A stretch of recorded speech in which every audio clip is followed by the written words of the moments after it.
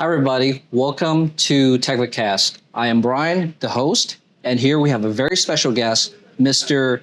David Ho, our head of technology consultant. So, David, thank you for joining us. Okay, nice to meet you. Nice to meet you too.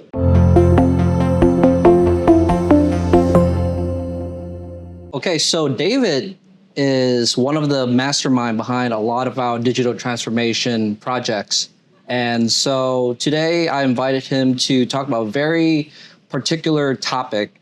And that topic is having innovative technology without strategy.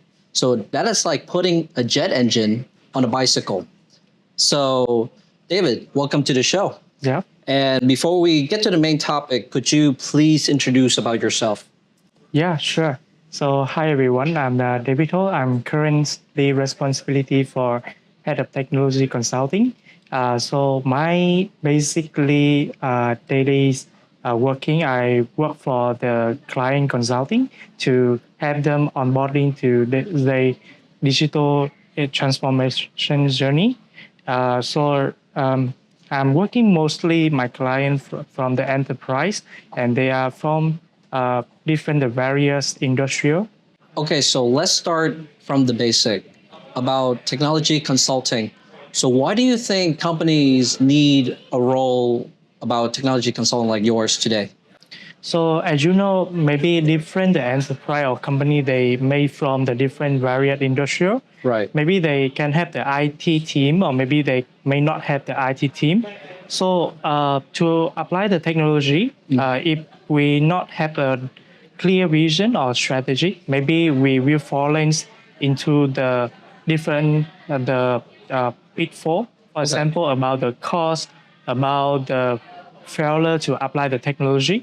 Because as you know, in the market, we have a lot of techniques and also the kind of technology to apply. Right. Maybe the some very famous right now like AI or maybe a cloud or maybe data.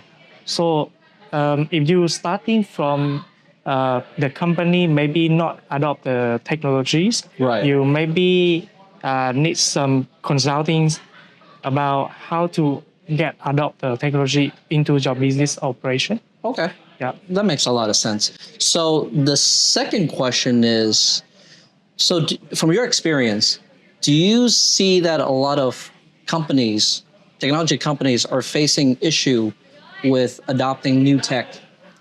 Of course. So, for example, if you are a big company, right now you have a strategy, you want to apply the AI. And of course, when we apply the AI, there are a lot of kind of AI. It can be the predictive AI or it can be the generative AI. Right. So we maybe think like if we can apply AI to a specific business operation, we expect that it can be optimized for something. But actually, from my real experience, most the client they will under the expectation because AI nowadays still have a lot of the, the cons or maybe not well developed or well serving for most the industrial. Yeah. Okay. So I'm curious. So can you share me kind of like an example of maybe a case like that you're maybe working on that you can disclose on the process of a company that's adopting the technology and they're facing some kind of issue? For example, like my client, they want to apply the AI. Right. As you know, in few years ago, every company and people they were very impressive about the ChatGPT, right? Right. When the ChatGPT is rolled out to the market, they feel that AI very good in the answer for every knowledge, okay? But it had the limitation about the access to the internal knowledge because, as you know, ChatGPT is training by the public knowledge from the internet or maybe from the intelligent open source. Right. Right. So to adopt as one, we have to create we have to consulting the clear vision and strategy how to integrate with the internal data from our enterprise and client to the AI, and also well serving with the private AI for them. Private AI. Yes. Okay. So, but in that case, would it be more cost effective if they were to invest into like training and mentorship for their in-house team to operate the AI rather than outsourcing to, let's say, technology consultant like Techvify? Okay. So as you know, every company they may have the in-house teams, Right. but when they going with the new technology, Right. maybe they lacking the knowledge, and they and as you know, if we lacking the knowledge, and when we step to any technology, maybe Right. we have to burn a lot of money and the human resource as well. Even we Okay. burn and human resource, it maybe the result will not going well. Right. So at this point, to shaping your strategy Right. and make the good result, we should have some consulting or expert very familiar and experienced in the specific kind of tech. Okay. Yeah. That makes sense. So basically, it saves time and money. Yeah. In particular. So let's say I have a guy and I got to spend months for him to learn about the technology and before he can use it, right? But in the end, it's going to take a lot of time and I'm paying him salary. So instead of that, I just pay for a technology consultant and you guys have the domain expert and you can train immediately as well. Yes, it's not only to saving the cost and the time and material, Right. but if client engagement with us, we also have them to engage to empower the people development as well. Okay. As you know, with our knowledge and our capacity, we can transfer and training to the in-house engineer. Okay. Because by the way, in for a long term for operation for their business, they always need to some people to operate in the private environment, right? Right. Yeah, our team is just stay outside and looking to the inside and to give them a clear vision, a clear strategy, and also shaping by the different way. Okay, Yeah. that makes sense. So you integrate outside perspective within their inside operation and see how it match with the like the actual real environment. Yes. Okay, that makes a lot of sense.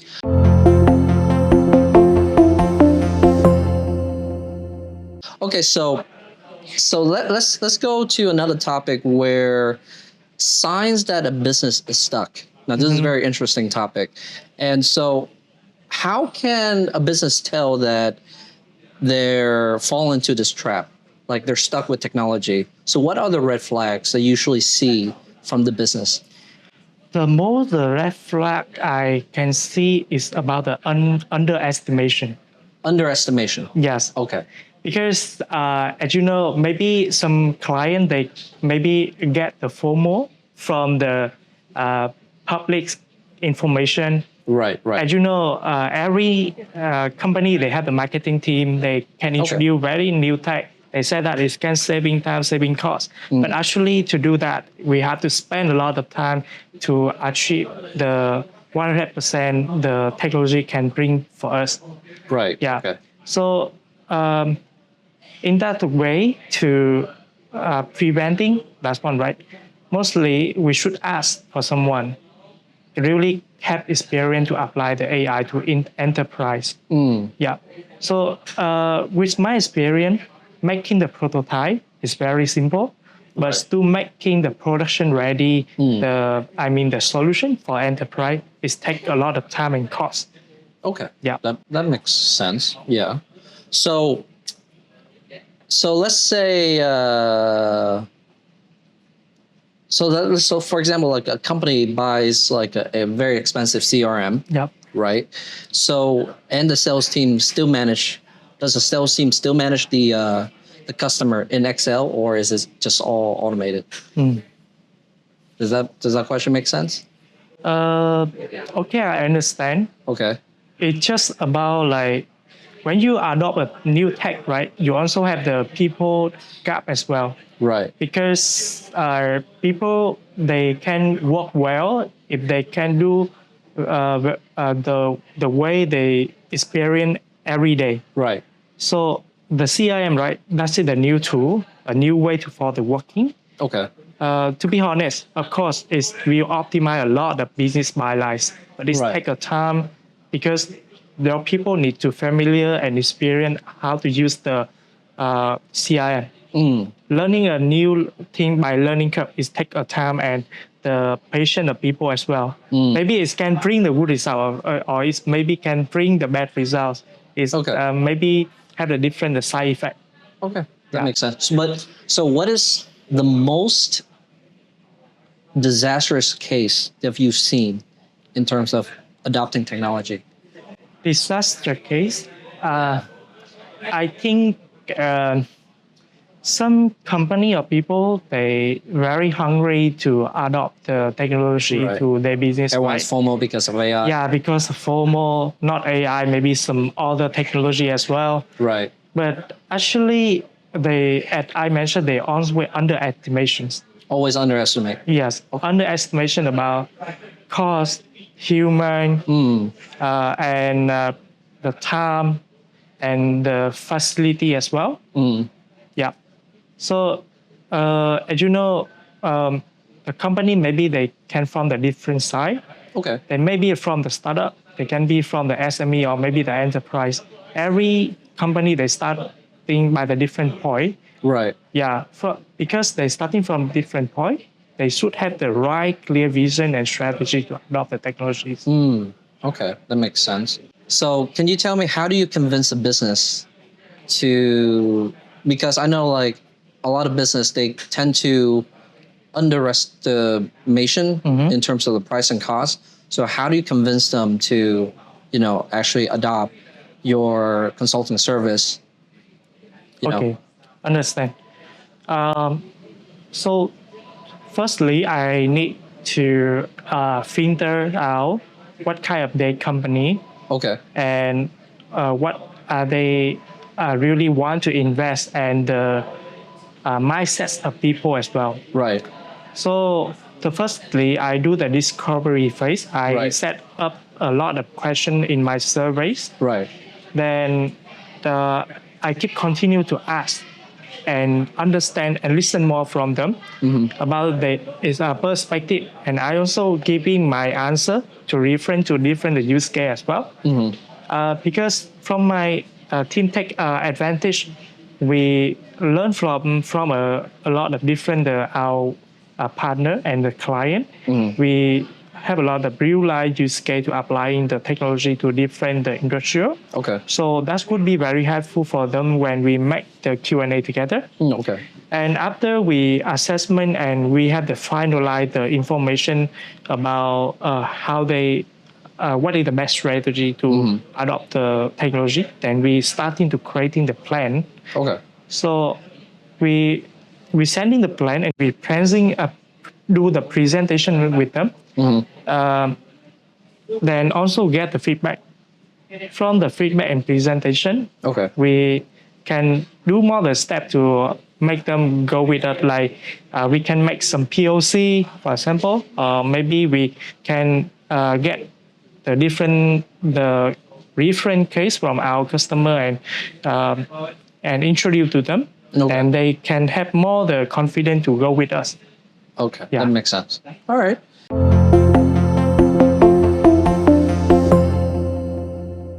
So the next part is how to build a real technology strategy.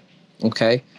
So how can a business actually build the right technology strategy in general?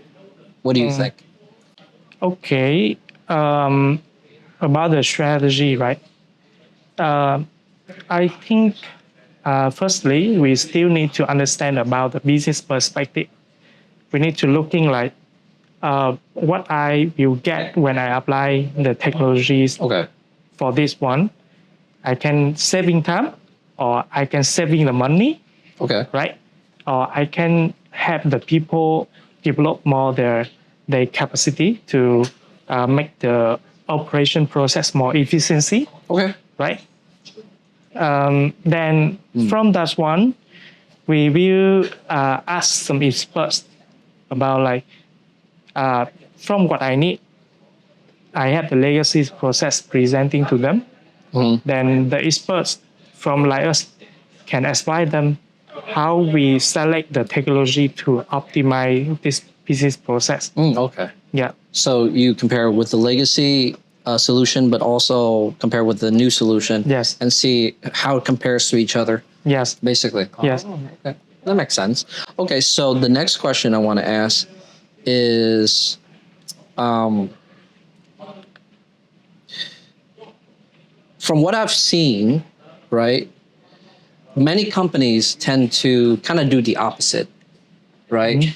Because they're FOMO. They want to apply technology everywhere. And most of them tends to fail. Why so? As you know, when you apply a lot of technology in the business operation, right? Right. Maybe I can say we maybe lose focus, or maybe we underestimate about the investment for specific area. Because if we underestimate, of course, we will underestimate about the cost and time to invest for something. Right. Let's thinking like with that money we spending with that money and time we try to invest to the 10th area. But Right. actually, if one area they take more cost and time, of course we will our budget and Right. our time as well. Yeah. So that's one might everything cannot going well. So in that case, we should try to do the pilot first. From the pilot, if it work well and successful, Right. we try to expand and scale to more the business scale. So because business tend to apply like a very general method in just using technology, and so because of that, they're not actually getting the result that they want, right? And so in the end, so you want to make it more specific, more concise, and so they're actually getting what they're. Yeah, I kind of see that because a lot of technology company they tend to overpay for products that they don't fully use. Yes. Right? And so it long term it can cost them a lot more, maybe. And it's just like I think this is a case of would it be underestimation or overestimation? Maybe it could be overestimate. I don't know. And yeah. It could be. Yeah. Okay, so the next question is let's see. What do you think of the minimum viable product approach? What do you think about that? And is it practical for SME and medium enterprises? Can you explain more? What is the viable product? Minimum viable product, like just a product that is viable at the most like minimum cost, I think. So you come from the like a solution or product provider, and now you want to selling to your startup or SME. Like for example, because usually a lot of SME or ME usually they don't have that big of a budget, right? So generally they would probably just find like a product that meets like the most minimum function. Like so we call that like minimum viable product. Yep. So what do you think about that? Understand. Right. I think that's the right ways and right choose for your budget and the function for any startup or SME. I think mostly startup and SME, they will choose to use the SaaS service, software as a service, right? Because in the software as service, they can variable by the different package, and each package is will limit by specific function. Then you can use that one you can upgrade when your company more the scale up. You also can downgrade it then when your company maybe get trouble with something. So it's like a little step by step. Yeah, step by step. You make a little bare minimum, and then you kind of add on, add on. Yeah. And one more benefit is about the setup. Right. Because by use the SaaS service, we don't need to care about how to set up. I mean the facility or the maybe the application maintenance, something like that. Because it will take it will be maintained by the vendor. Right. Okay. Makes sense.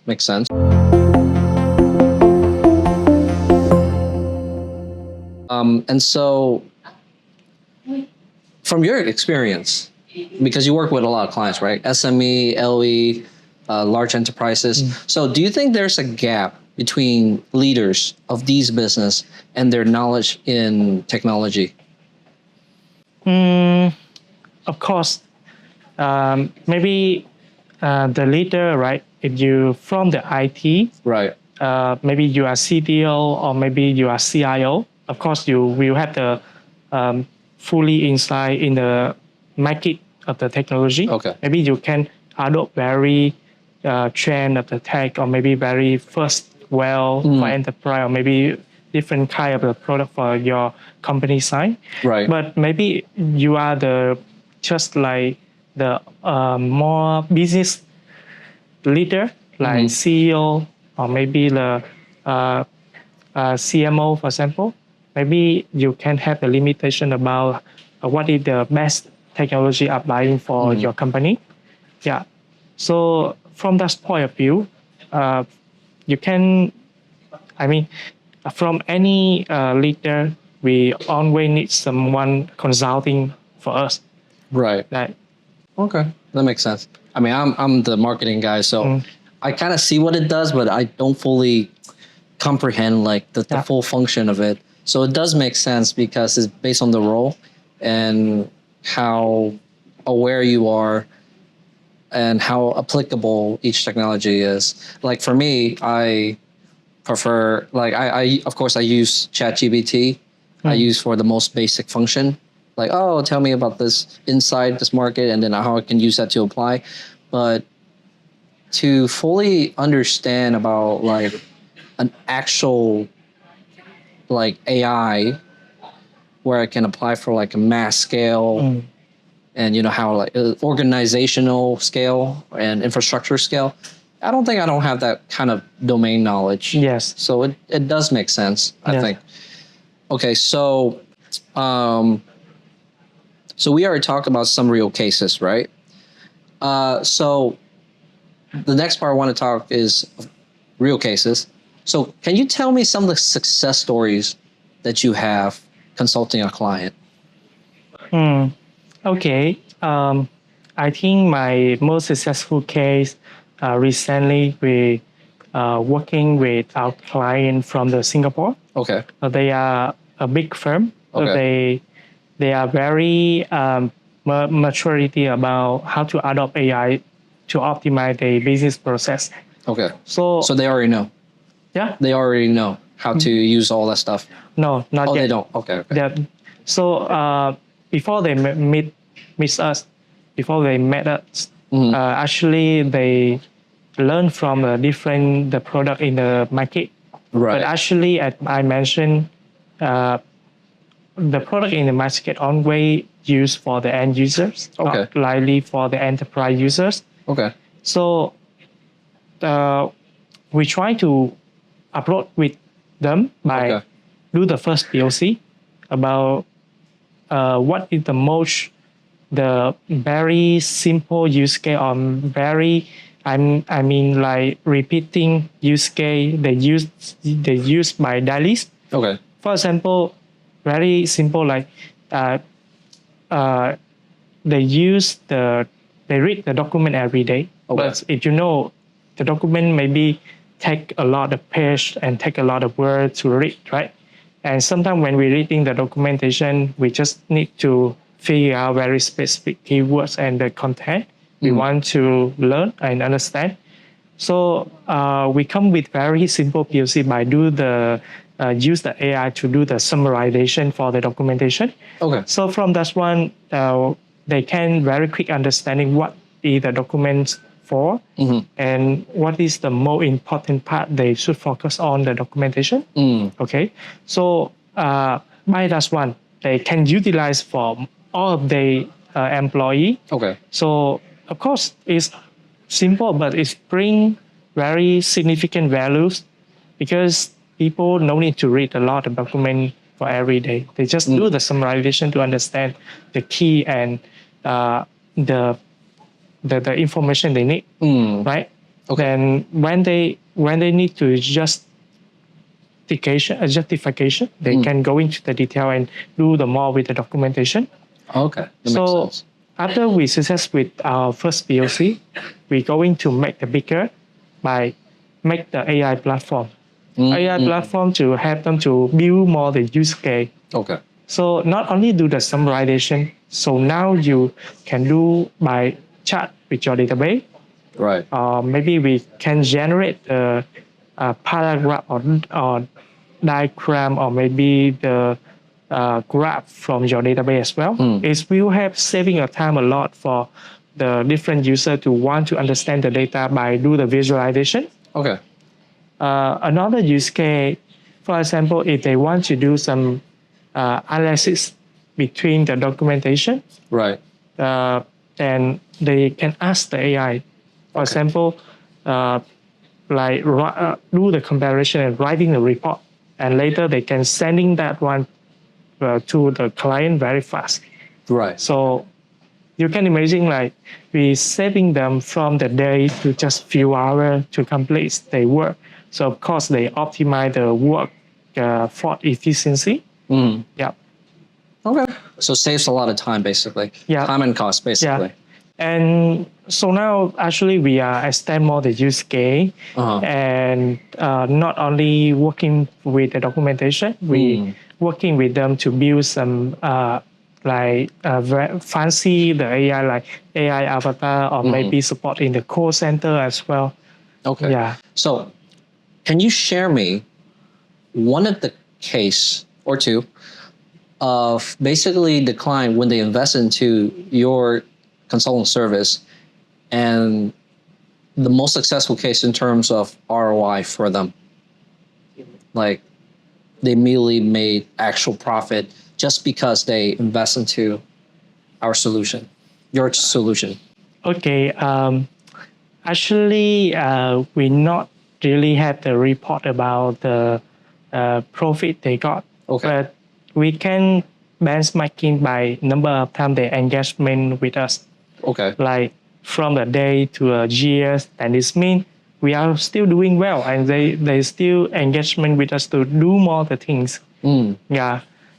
So I can say, for example, we're starting by the very small team by 3 people, but now we scale more like 30 or even sometimes 40 people to working with them. It means they feel us can bring the value and make the profit. That's why they want to extend more the work for us. Yeah. Okay, that makes a lot of sense.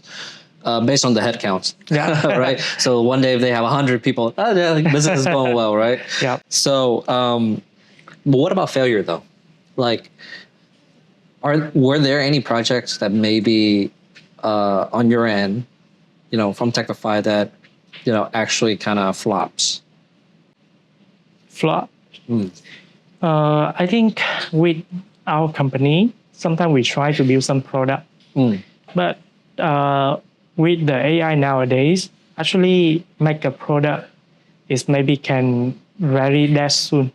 That soon is mean like you can roll out in 3 months, you see very success, but someone easy can make more greater ideas based on your product as well. Okay. They just clone and they make more the idea more better and maybe save more the cost for subscription to use with our product. Yeah, and we feel that.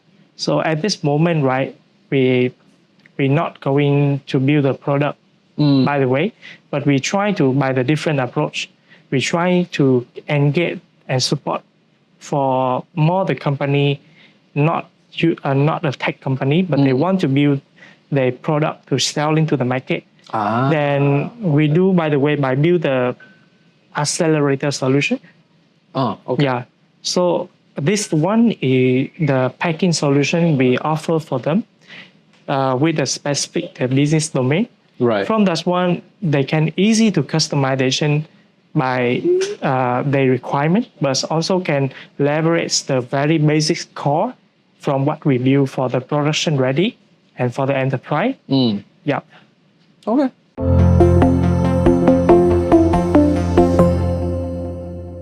That's actually very smart answer. Yeah. So, so now we're kind of in the AI wave, right? Everyone's hot about AI, right? So the question is, how can business distinguish between real opportunities or just hype? Just time. Or hype. Hype. Yeah. Because AI, people kind of hype that a lot. It's like you should adopt this kind of AI, because the problem is that a lot of companies, they hype it to the point where the customer are paying for a very expensive demo, right? So how does business distinguish between like an actual real opportunity or just a hype? Understand. From what I see right now, right? I see AI right now. It just do very basic tasks for everyone. As you can see, you can use ChatGPT, but mostly it support you work well in the back office, right? You can do the summarization. Yeah. You can let it do the generation for the contents or make the image generation or some research something, right? Of course, it's make a lot. It's happen a lot, but when applying for the enterprise, they have very specific domain or business operation process. AI cannot understand because they're not training for them. Oh, okay. Yeah. So, for example, someone can think like, I can use the AI in my company, Right. but actually, it's also bring some defect like you can expose your internal data or maybe sensitive data to somewhere we don't know. Maybe or maybe something you think like I want is to understand my data, but actually it cannot train to understand your data, right? Then the answer very hallucination, and you think that AI is not helpful. Okay. Yeah. So to redemptions for this problem, right?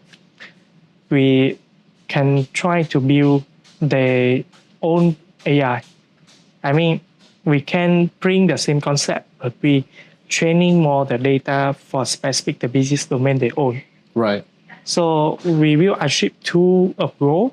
First, AI understand more your data, and it's more the accurate when you ask and get answer from it. Secondly, you also secure your data in the privacy as well. Yeah. Okay. Very practical, actually. Now, the next part is looking ahead. You as the head of technical consultant. So looking for the next 3 to 5 years, where do you see technology is heading right now? I think because right now everyone's doing AI, right? Yeah. But in the next few years, what's gonna happen? So I came from a different way. Before the AI, we also eager to learn about the cloud, about the data as well. So AI, I think, is just a new way that everyone need to adopt. Right. And it's like smartphone. Yeah. Okay. Yeah. Okay. Right. So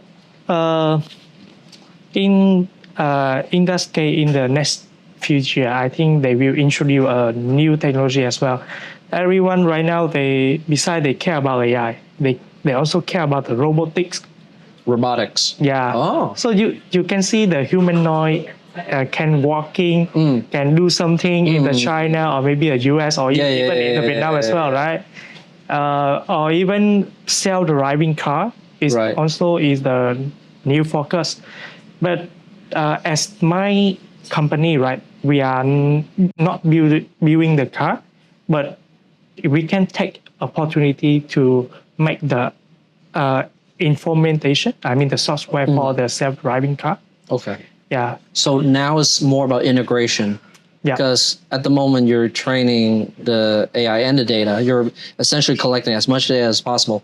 And then in the future, you're integrating to like physical Yeah. form of it. Yeah.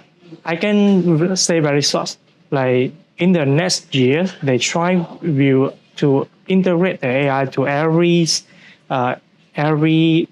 around us.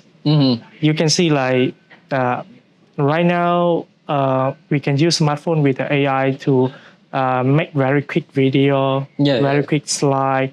I think all the daily basics tasks from us, AI already can support us right now. But we can see like right now I'm driving the car. It's already can take the level 2 of the self-driving. But maybe I think just next 2 years it can do the self-autonomous driving as well, like level 4 of the self-driving car. So I will not do the driving anymore. My AI can drive for me like that. Do you think that's going to work in Vietnam? Yeah, sure. Oh, okay. Yeah. Yeah, reduce human error, less people driving on the street. Yeah. That'd be great.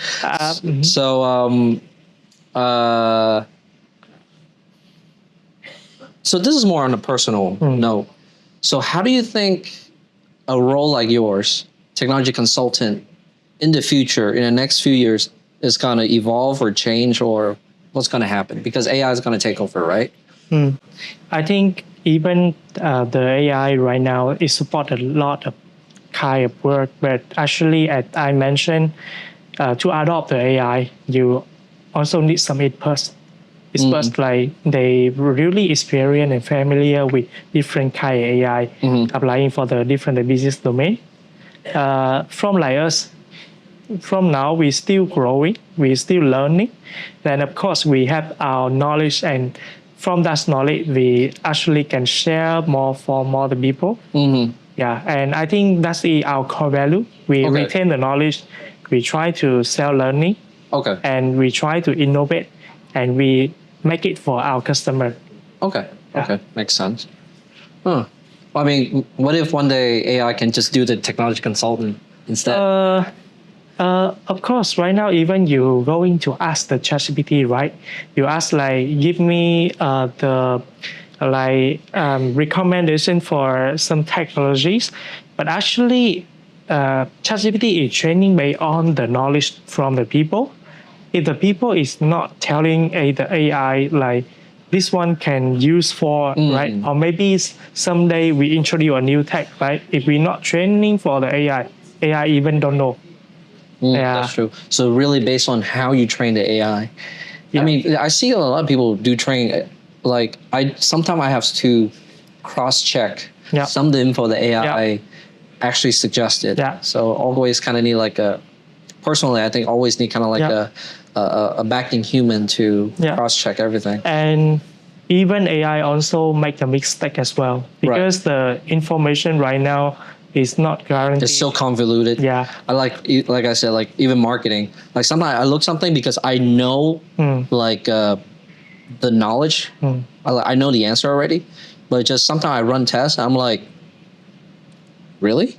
Are you sure? And then I had to go and check some other source, and I'm like, wait a minute, this is like very different. Yeah. You know, so okay, that makes sense. That makes sense.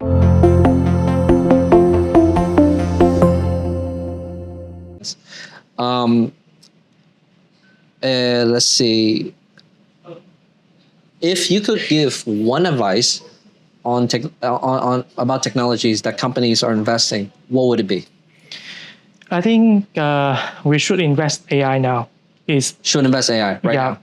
I think it's very high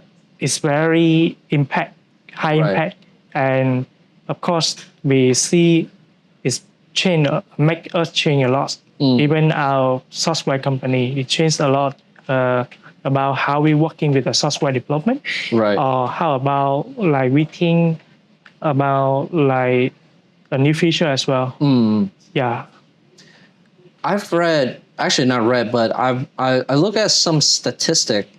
Right now, the AI adoption rates is 7 to 8 times more and faster than smartphones. Yes. So it's going so fast right now. And plus the platform, everything is so accessible. I mean, at least everyone has a smartphone or a computer, right? So the adoption rate is just so fast, Yep. fast right now.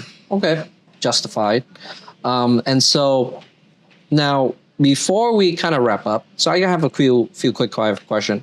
So, but which technology you personally think is overhyped right now? It's also about the AI.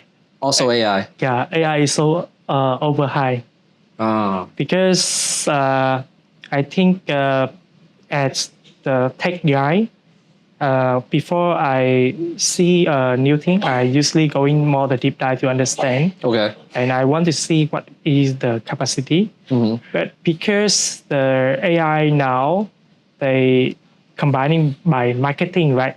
Right. Then because we want to sell the AI, then absolutely we need to make it up. Mm. So that's why it's very high. High here is mean like people expectation is make the It's also AI high, very so high. But the capacity of AI right now is not reach that level yet. Okay.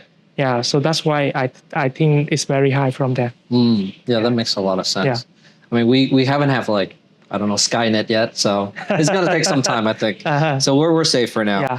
Yeah. Which technology is undervalued to you? Technology under my value, Undervalued right now to you right now. undervalued.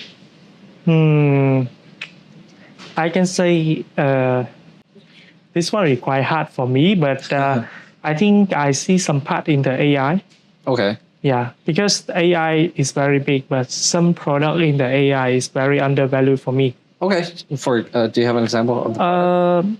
For example, uh, I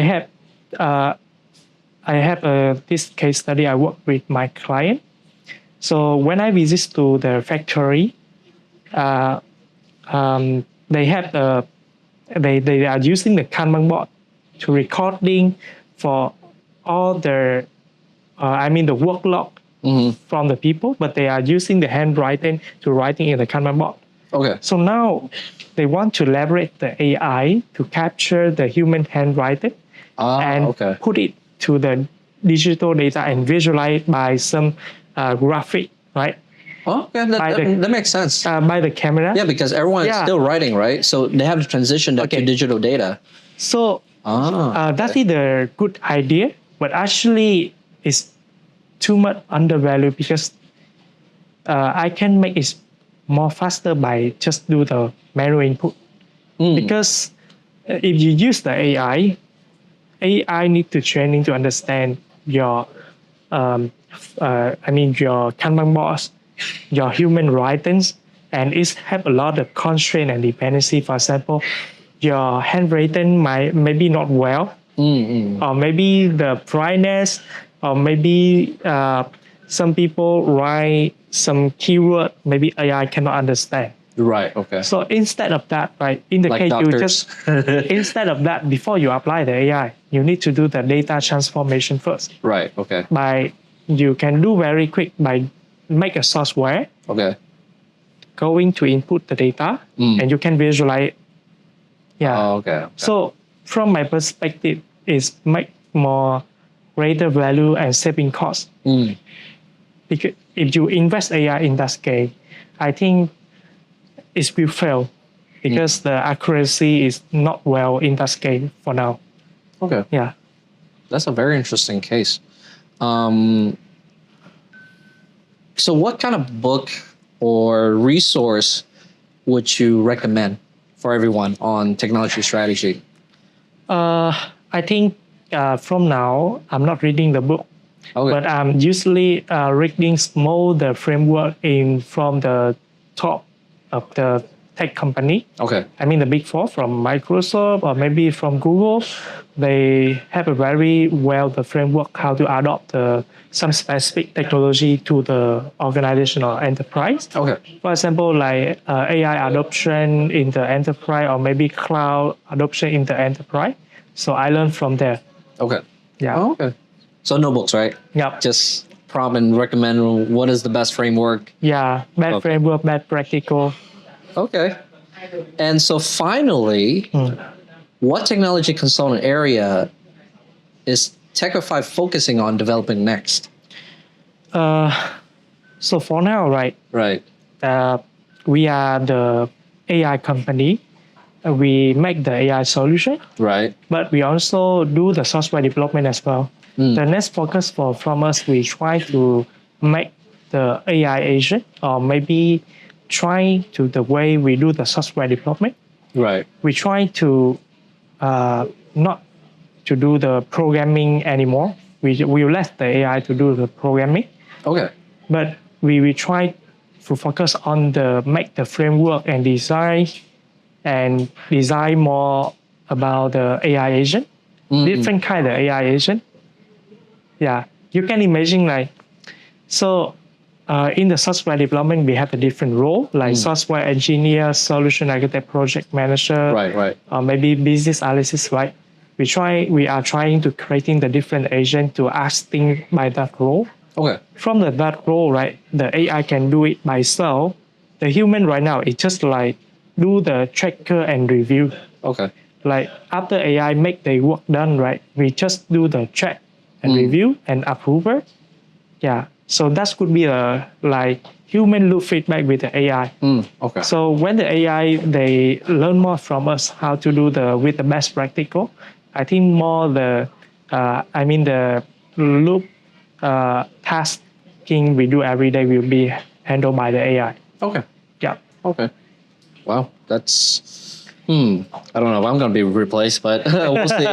But yeah. Well, actually, that's actually kind of wraps up our podcast. And thank you so much, David, for taking time and coming out here and share us about your insights about AI and the future, and also what Techvify as a company would do next. So again, thank you everybody for watching. This is Techvicast, and we'll see you next time. Thank you again, David. Yeah. Thank you so much. Thank you.